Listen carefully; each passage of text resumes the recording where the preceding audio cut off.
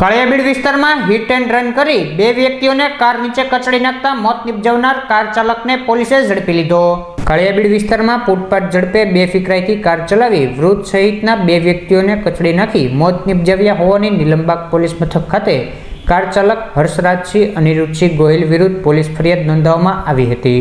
જે ફરિયાદના આધારે પોલીસે કાર ચાલક આરોપી હર્ષરાજસિંહ ગોહિલની અટકાયત કરી ધોરણસરની કાર્યવાહી હાથ ધરી હતી। shit.